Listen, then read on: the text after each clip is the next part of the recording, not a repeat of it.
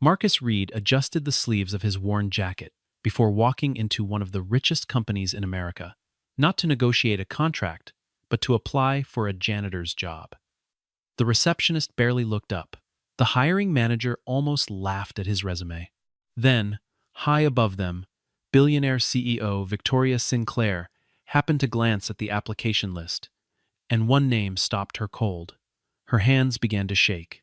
She canceled every meeting, rushed downstairs herself, and whispered words no one expected to hear. "After all these years, you finally came back." The entire lobby fell silent, and nobody in that building would ever forget what happened next. Marcus Reed lived a quiet life in a small, rented apartment on the edge of the city, the kind of place where the radiator clanked twice before it finally warmed up, and the neighbors knew him only as the polite man who always said good morning. He kept his furniture sparse, his meals simple, and his days predictable, waking before sunrise out of habit rather than necessity, brewing one cup of coffee in a chipped mug he had owned for over a decade.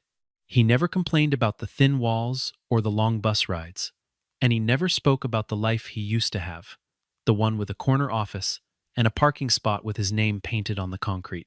To the people who passed him on the street, he was simply another aging man trying to make ends meet, and that was exactly how he wanted it.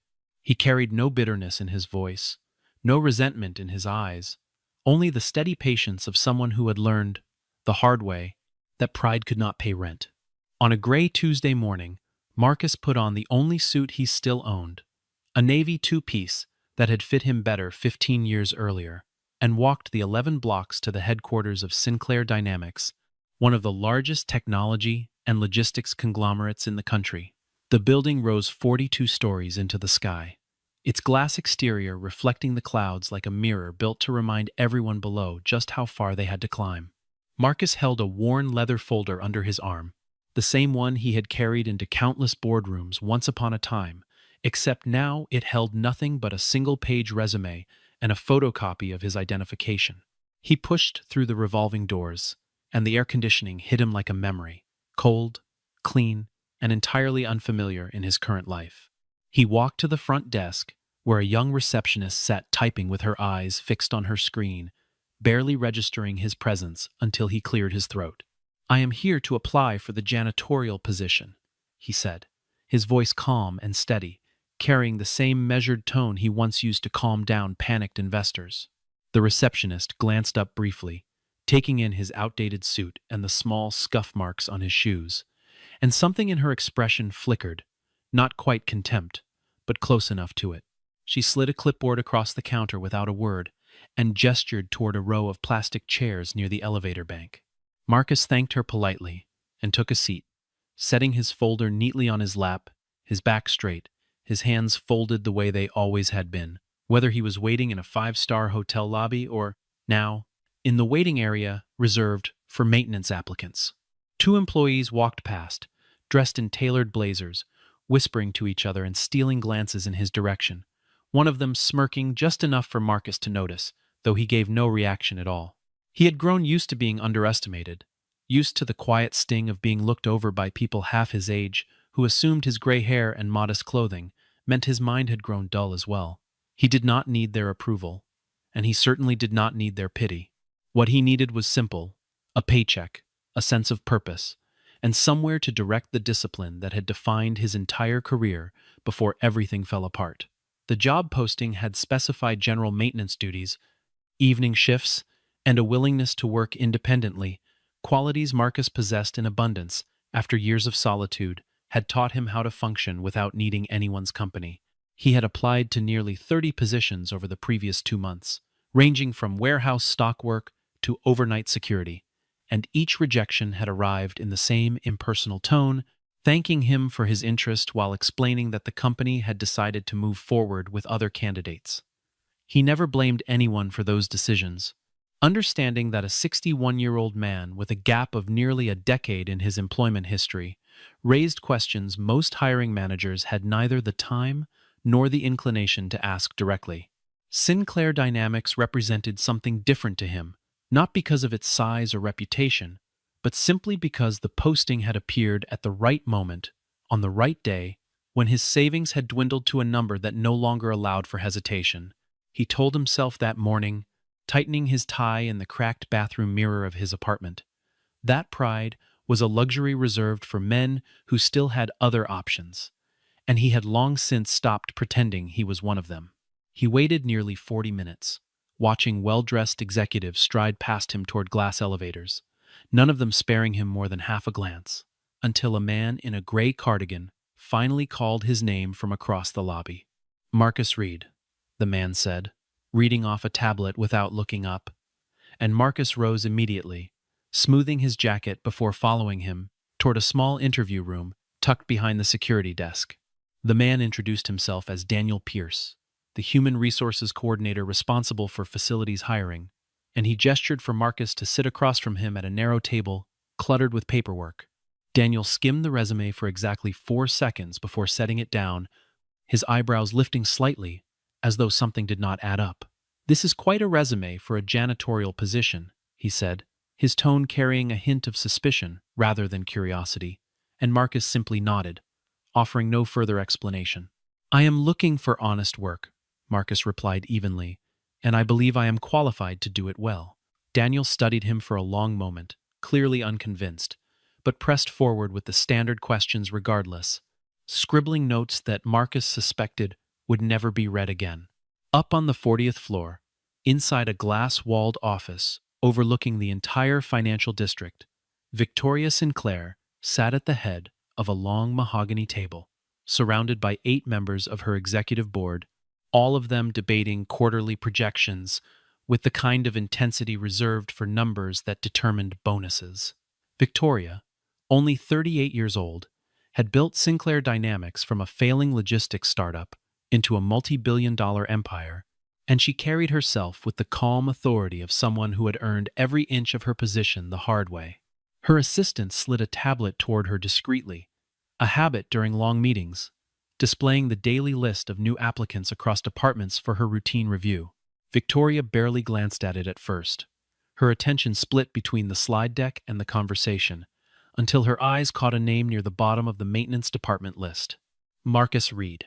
Her pen stopped moving mid-sentence, and for a moment, the boardroom around her seemed to fade into silence, the voices of her board members dissolving into a distant hum she could no longer process. She stared at the name as though willing it to rearrange itself into something less impossible, something that did not threaten to unravel 15 years of carefully built composure in the span of 3 seconds. A board member asked her a question about projected revenue, and Victoria responded automatically, her voice steady, despite the storm rising inside her chest, years of executive training, allowing her to mask emotion even when her hands had begun to tremble beneath the table. She excused herself from the meeting with a brief, unconvincing explanation about an urgent matter requiring her immediate attention, and the moment the door closed behind her, she allowed herself one full breath before walking briskly toward the elevator. Her assistant trailed behind her, asking questions she did not answer, her mind entirely consumed by memories she had buried under boardroom victories and magazine profiles. 15 years earlier, Victoria Sinclair had been nothing more than a desperate 23-year-old intern with no money, no connections, and a family business that had collapsed overnight, leaving her responsible for debts she had never agreed to take on. She remembered walking into interviews wearing borrowed clothes, remembered the rejection letters piling up faster than she could read them, remembered one man who had looked past all of it and seen something worth investing in. That man's name was Marcus Reed. He had been a senior operations director at a mid-sized logistics firm back then, respected, sharp, and known throughout the industry for spotting potential where others saw only liabilities. When Victoria had walked into his office for what she assumed would be yet another polite rejection, Marcus had asked her only one question. "What would you do if no one ever gave you a chance?" And her answer, raw and unfiltered, had convinced him to hire her on the spot, despite resistance from his own superiors. He trained her personally for months, staying late, correcting her mistakes. He never asked for credit, never mentioned her in his own performance reviews, never once suggested that her success reflected back onto him in any way.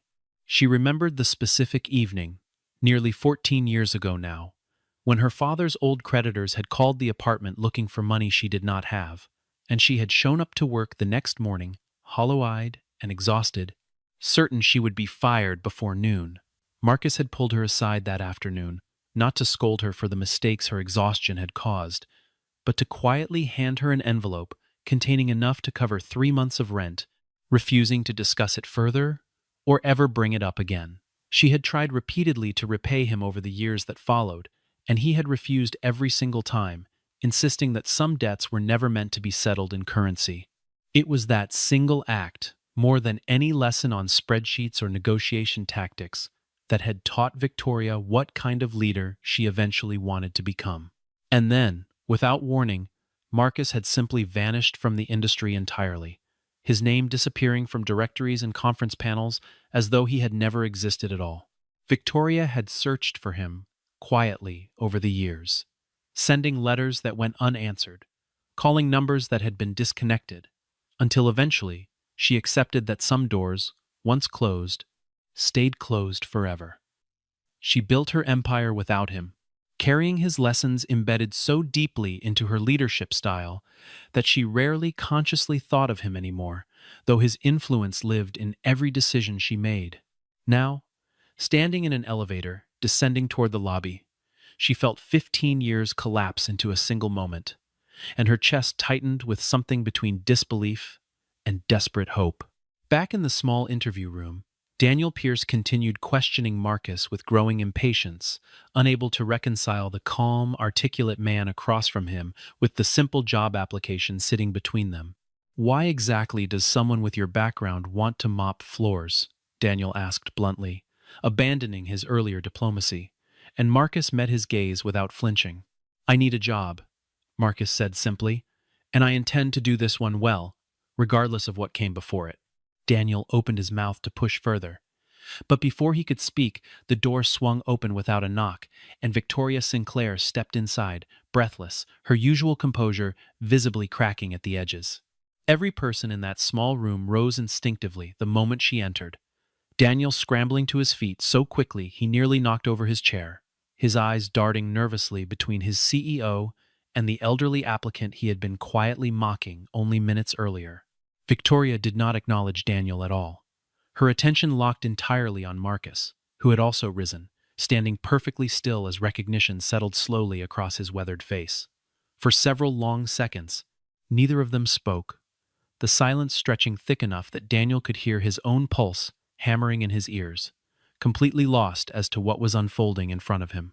Finally, Victoria's voice broke through, quiet, trembling, and entirely unlike the confident tone she used in front of cameras and shareholders. "Mr. Reed," she said softly, and Marcus offered a small, tired smile in return. Daniel, eager to salvage some sense of professionalism, stepped forward awkwardly to make introductions, gesturing toward Marcus, as though presenting an unremarkable applicant to his employer. "Miss Sinclair, this is," he began. But Victoria raised her hand gently, cutting him off without breaking eye contact with the man standing before her. She did not need an introduction. She needed only to know whether the years had been kind to him, whether the man who had once changed the entire course of her life was still, in some essential way, the same person she remembered. "How have you been?" she asked, her voice barely above a whisper. And Marcus exhaled slowly before answering. "Still breathing," he said, a faint wry smile tugging at the corner of his mouth, the same dry humor she remembered from late nights reviewing spreadsheets together. Something in Victoria's eyes shimmered dangerously close to tears, and she pressed her lips together to keep her composure intact in front of her staff. The other employees in the office, drawn by the unusual scene, had begun gathering quietly near the doorway, whispering among themselves, none of them having ever witnessed their CEO display this much raw emotion toward anyone, let alone a janitorial applicant.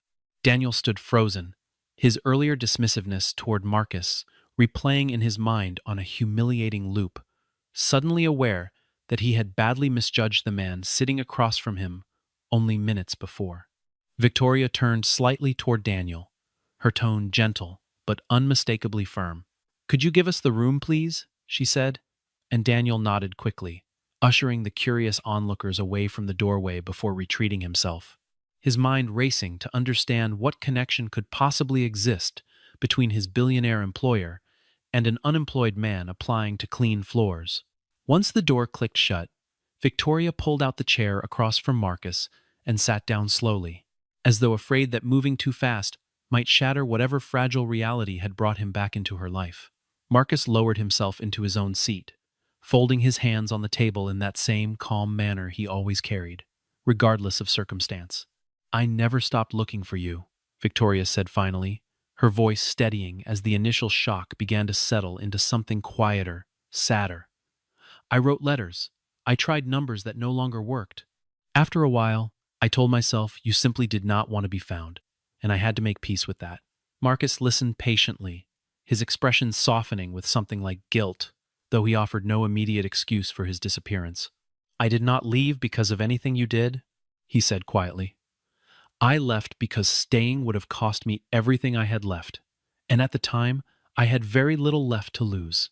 Victoria leaned forward slightly, her eyes searching his face for the explanation she had waited 15 years to hear. "Tell me," she said, and it was not a request so much as a plea. Marcus took a long breath before beginning, his eyes drifting toward the window, though he was not really seeing the skyline beyond it. Shortly after she had left his department for her next opportunity, he explained, he had uncovered evidence that the company's senior leadership had been falsifying safety inspection records to cut costs on aging delivery fleets, a practice that had already caused 2 serious accidents involving employees.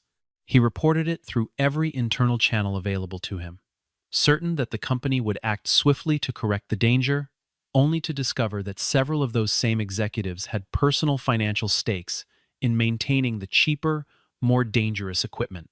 Rather than addressing the problem, leadership moved to discredit him, manufacturing performance complaints and quietly building a case to justify removing him from his position before he could escalate the matter further. He fought it for nearly a year, hiring a lawyer he could not afford, watching his savings drain away, while former colleagues stopped returning his calls out of fear for their own positions. Eventually, the company settled quietly with the injured employees, sealed the records under non-disclosure agreements, and ensured that Marcus's name became synonymous within the industry with instability rather than integrity. No one would hire him afterward, not because his skills had diminished, but because powerful people had decided his presence in any boardroom represented a liability they refused to tolerate. Victoria's hands clenched into fists on the table as she listened, anger rising in her chest on his behalf, though Marcus's tone remained eerily calm, as though he had long since made peace with an injustice that clearly still simmered beneath the surface. He told her how, in the months following his dismissal, he had sat across from interviewer after interviewer who recognized his name immediately, their polite smiles tightening the moment they realized exactly who he was, the man who had supposedly caused trouble at his last company, regardless of how that trouble had actually unfolded. He described the particular humiliation of being escorted out of a building by security after a former colleague recognized him in a waiting room and quietly alerted the front desk, terrified that his mere presence might somehow implicate them by association. He had eventually stopped applying to anything resembling his old field altogether, taking whatever work existed outside the industry that had once celebrated him, driving delivery routes at night, stocking shelves before dawn, anything that did not require explaining a name that had become, in certain circles, a quiet warning rather than a recommendation. "And then," he continued, his voice growing quieter, "my wife was diagnosed with an aggressive form of cancer 18 months after I lost my position." Victoria's breath caught audibly, and Marcus paused, gathering himself before continuing. "We had no savings left to fight it properly, no insurance worth mentioning, and I spent the better part of 3 years watching her fade while taking whatever work I could find to keep us afloat. She passed away 9 years ago," he said simply, "and after that, I stopped trying to rebuild the career I once had. It no longer seemed to matter." He explained, almost as an afterthought, that the two of them had never been able to have children of their own, and that after his wife's passing, the apartment they had shared for over 20 years felt so unbearably quiet that he eventually moved into a smaller place, simply to escape the silence that lingered in every room. He spoke of the years that followed in plain, unembellished terms, working odd jobs when his body allowed it, spending long stretches unemployed when it did not, watching the modest savings he had managed to rebuild evaporate into rent and the occasional medical bill of his own. He did not dramatize any of it, did not ask for sympathy in the telling, delivering the entire account with the same measured tone he might have once used to summarize a quarterly report, as though emotional restraint had become the only way he knew how to survive, remembering it at all. Victoria reached across the table instinctively, resting her hand over his for a brief moment, her own eyes glistening with tears. She refused to let fall completely. "I am so sorry," she whispered, and Marcus nodded once, accepting her sympathy without letting it pull him into a grief he had already spent years learning to carry quietly. "I did not tell anyone any of this because I did not want pity," he said. "I wanted to disappear, and for a long time, disappearing felt like the only thing I had left to give myself." Victoria studied him for a long moment, understanding now why the man who had once shaped her entire future had vanished so completely, and why he had walked into her building seeking nothing more than an honest, anonymous job. After several minutes of silence, Victoria stood and walked toward the door, her expression shifting from grief into something more resolute, more familiar to anyone who had ever watched her negotiate a hostile merger.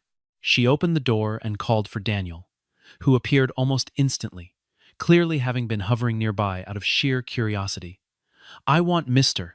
Reed hired immediately," she said firmly, and Daniel's eyebrows shot up in surprise. "For the janitorial position?" he asked carefully, and Victoria's expression hardened slightly. "For whatever position he wants," she replied. Daniel hesitated, glancing nervously between the two of them, before voicing the concern weighing on him. "With respect, Miss Sinclair, he is 61 years old," Daniel said cautiously, "and frankly, his most recent work history does not reflect, well, executive-level experience." Victoria turned to face him fully, her voice dropping into the cold, precise tone her board members had learned to fear during difficult negotiations. "Have you actually read his full resume, Daniel?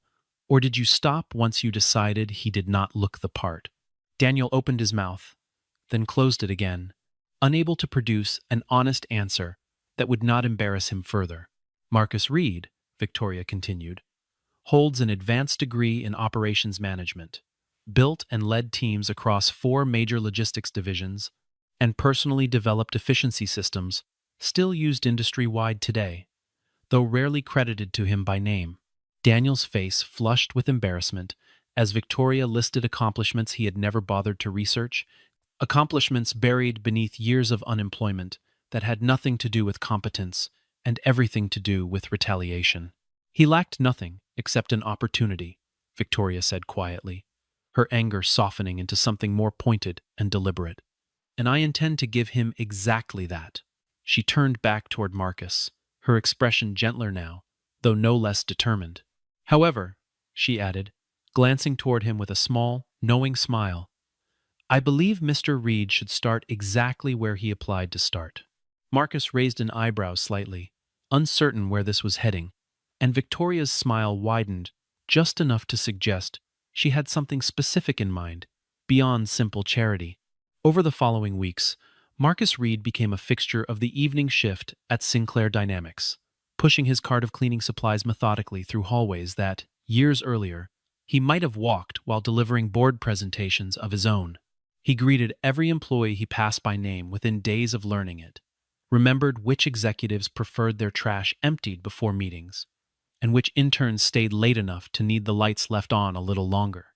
He never once mentioned his past, never hinted at the life he used to lead, content instead, to perform his duties with a quiet thoroughness that quickly earned him quiet respect among the staff who actually noticed such things. Younger employees who initially eyed him with the same dismissiveness Daniel had shown soon found themselves seeking him out for small favors: a stuck printer, a flickering light, a jammed elevator panel, problems Marcus solved with calm efficiency that seemed oddly disproportionate to his job title. One evening, long after most of the building had emptied out, the entire 14th floor experienced a sudden network outage that knocked critical servers offline just hours before an important client presentation was due to launch. Panicked engineers gathered around blinking terminals, frantically scrolling through error logs, while a junior IT technician, nearly in tears, tried explaining the situation to a director on speakerphone. Marcus happened to be passing through with his cart when he paused, studying the chaos with quiet interest before speaking up for the first time since starting his job. "Have you checked the secondary cooling relay on the server room's east panel?" he asked calmly. And the room fell silent as several engineers turned to stare at him in confusion. One of the senior engineers, more out of desperation than belief, decided to check anyway, and within minutes discovered exactly what Marcus had described: a failing relay causing intermittent shutdowns that had been misdiagnosed as a software issue for nearly 2 hours. The fix took less than 15 minutes once properly identified, and the presentation launched on schedule, saving the company from what would have been an embarrassing and costly delay with an important client. The engineers thanked Marcus profusely, peppering him with questions about how a janitor could possibly know something so specific about server infrastructure, but Marcus simply shrugged and offered a vague explanation about having read a manual once. He resumed pushing his cart down the hallway, as though nothing unusual had happened at all, leaving behind a room full of stunned employees who would later struggle to explain the encounter to anyone who had not witnessed it themselves. The story spread quickly through the building over the following days, told and retold in break rooms and elevator rides, each version growing slightly more exaggerated than the last, until the maintenance man who fixed the server outage had become something of a quiet legend among the junior staff.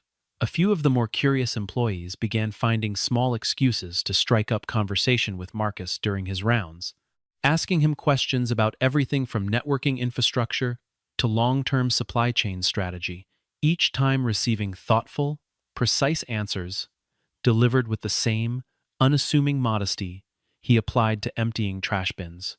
He never volunteered information unprompted, never sought to impress anyone, but he also never pretended not to know something simply to maintain the role he had been hired into, answering honestly whenever someone bothered to actually ask.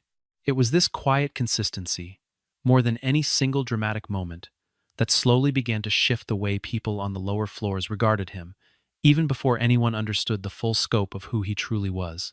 Victoria heard about the incident the following morning through an excited email from her chief technology officer, who praised the quick thinking of an unnamed maintenance worker without realizing the significance of who that worker actually was. She read the message twice, smiling quietly to herself, before closing her laptop and returning to the mountain of meetings that filled her day, though her mind kept drifting back to the man downstairs who continued, deliberately, to make himself invisible. She had offered him advancement multiple times since his first day, only to be politely refused on each occasion, Marcus insisting he was perfectly content exactly where he was for the time being. She did not push him further, understanding intuitively that some men needed to rebuild their own sense of purpose at their own pace, regardless of how much power she held, to simply hand it to him. Helen Marsh, the company's longtime director of human resources, and one of the few executives who had worked alongside Victoria since the earliest days of Sinclair Dynamics, approached her one afternoon with an old cardboard box retrieved from a storage archive. Inside, Helen had discovered a collection of industry publications and internal newsletters dating back over 15 years, several of which featured a familiar name prominently within their pages. She had stumbled upon them while researching historical case studies on supply chain innovation, and one particular article had stopped her cold mid-search. "Victoria," she said, setting the box down carefully on the desk, "I think you need to see this." Inside, alongside faded photographs and yellowed clippings, lay a feature article from a respected logistics journal naming Marcus Reed among the most influential operations strategists of his generation, praising innovations that had since become standard practice across the entire industry. Letters of recommendation, written by former colleagues, long since retired or passed away, described him in glowing terms: a natural leader, a man of unshakable integrity, someone destined for far greater things than his current circumstances suggested. Helen had cross-referenced the name against current employee records purely out of academic curiosity, only to discover, with mounting shock, that the very same Marcus Reed currently worked nights mopping the floors of the building she sat in. Victoria accepted the documents quietly, her expression unreadable as she flipped through pages, chronicling exactly the kind of brilliance she already knew firsthand, though seeing it documented so formally still struck something deep within her. Word eventually traveled, as it inevitably does within any large organization, and soon enough Daniel Pierce found himself holding printed copies of the very same articles Helen had unearthed, his stomach sinking with each paragraph he read. He thought back to his dismissive tone during that initial interview, the barely concealed condescension in his questions, the assumption he had made the very moment Marcus walked through the door, wearing an outdated suit. Several employees who had once whispered and smirked while Marcus pushed his cleaning cart through the lobby found themselves suddenly avoiding eye contact whenever he passed. Embarrassment replacing the casual cruelty they had not even realized they were capable of expressing. Marcus, for his part, noticed the shift in atmosphere, but said nothing, continuing his rounds with the same steady dignity he had maintained from his very first day, refusing to let either scorn or sudden reverence alter his behavior in the slightest.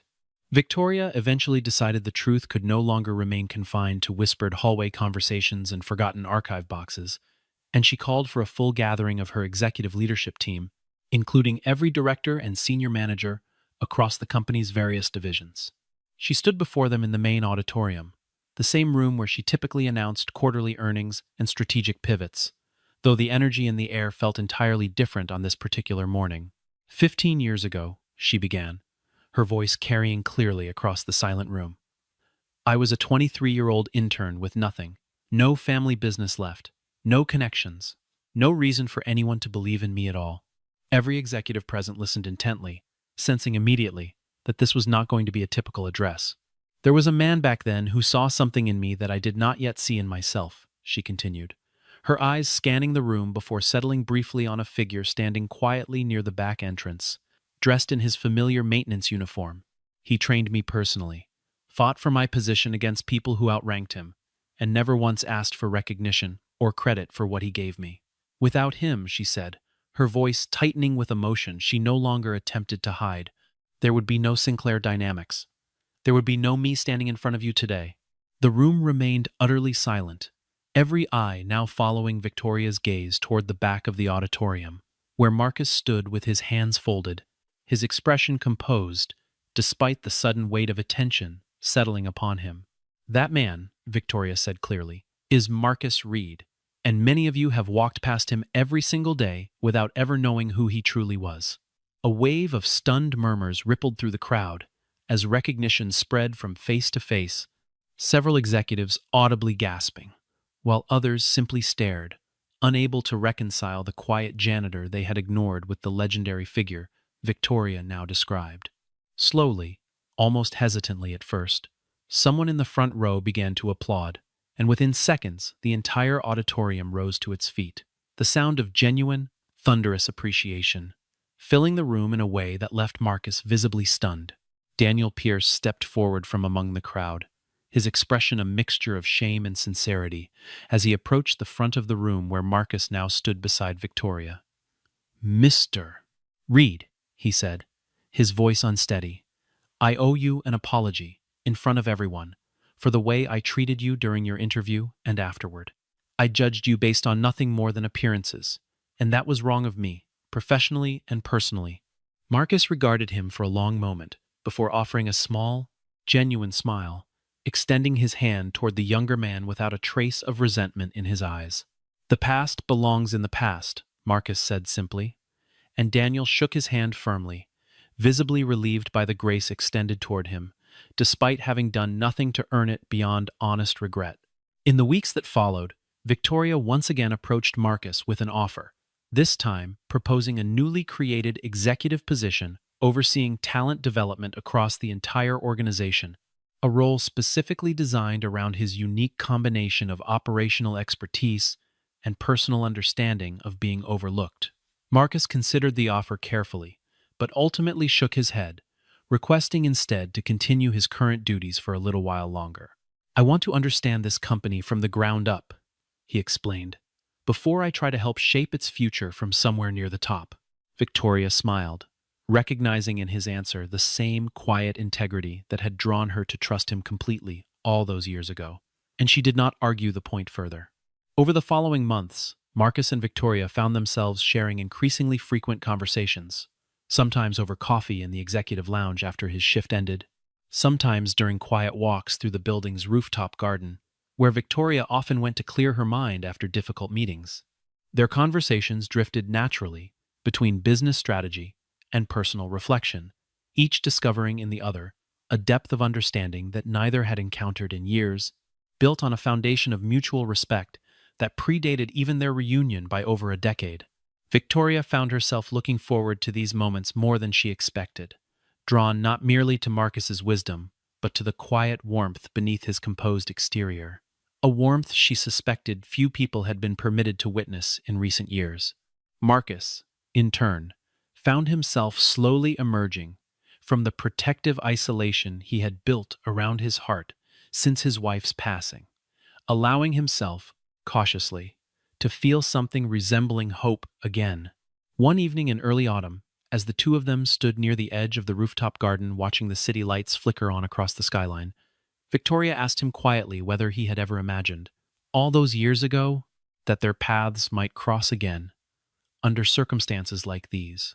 Marcus considered the question for a long moment before answering, admitting that during his darkest years he had rarely allowed himself to imagine anything beyond the next bill, the next shift, the next quiet evening spent alone, with memories he was not yet ready to release. He confessed that seeing her name attached to one of the largest companies in the country had filled him with a strange, complicated pride, gratitude that something good had survived from a period of his life he otherwise associated with loss. Victoria reached for his hand then, not as a gesture of pity or obligation, but as something far simpler, an acknowledgement that whatever existed between them now had grown from something far sturdier than either of them had initially understood. Neither of them rushed toward labeling what was growing between them, content instead to let it develop naturally, built on years of earned trust rather than sudden infatuation. Their bond deepened gradually, through shared values and quiet gestures.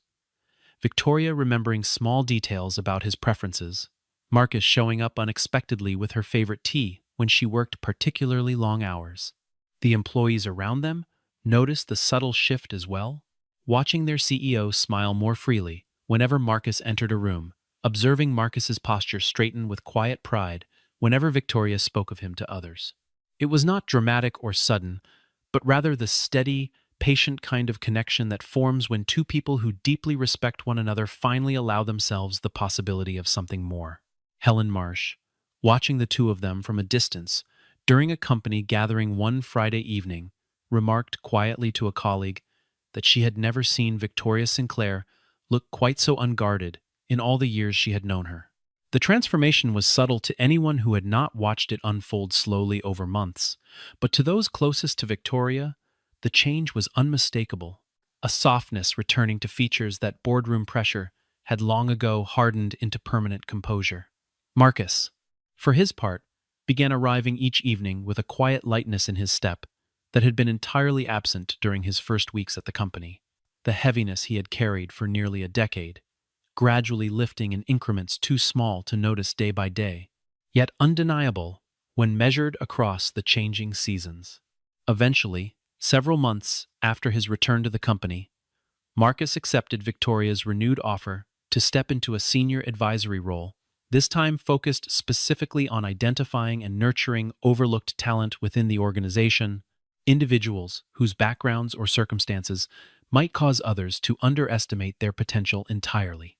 Victoria announced, alongside his appointment, the launch of a new scholarship fund and hiring initiative named the Reed Initiative, designed explicitly to identify capable individuals from disadvantaged backgrounds and provide them the kind of opportunity Marcus had once given her without expecting anything in return.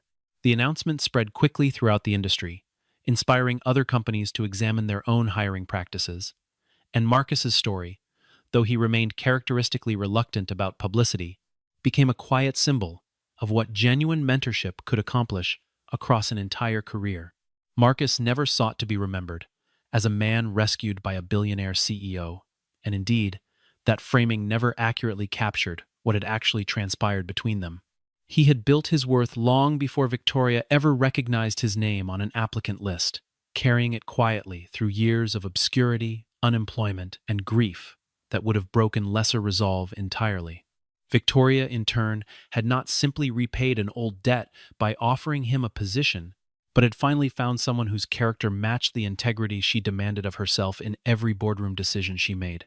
Together, they built something neither charity nor obligation could have produced alone.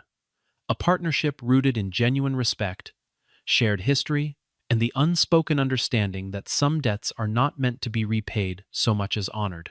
The Reed initiative grew faster than either of them had anticipated, drawing applications from hundreds of candidates within its first quarter alone, many of them carrying stories that echoed pieces of Marcus's own journey: a layoff that had nothing to do with competence, a gap in employment caused by illness or caregiving, a name once whispered about in an industry quick to punish honesty over convenience.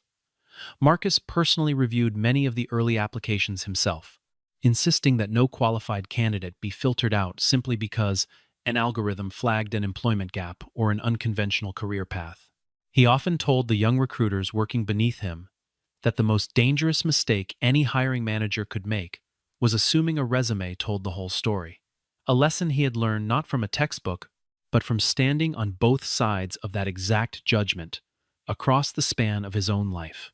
Victoria watched him build the program with the same quiet thoroughness he had once applied to mopping floors. And she found herself, more than once, simply standing in the doorway of his office, marveling at how naturally he had stepped back into the role he had always been meant for. By the following spring, the company had hired over 40 new employees through the initiative, several of whom were promoted within their first year, based purely on the strength of their performance, proof that the only thing many of them had ever lacked was the chance to prove themselves at all. Daniel Pierce, having fully redeemed himself in the months following his apology, became one of the program's most dedicated advocates, often citing his own early misjudgment of Marcus as the exact reason he now refused to let appearances dictate his hiring decisions. The story of Marcus Reed, the man who applied to mop floors and ended up reshaping how an entire company viewed talent, traveled well beyond the walls of Sinclair Dynamics, inspiring quiet conversations in boardrooms, far removed from the one where it had all begun.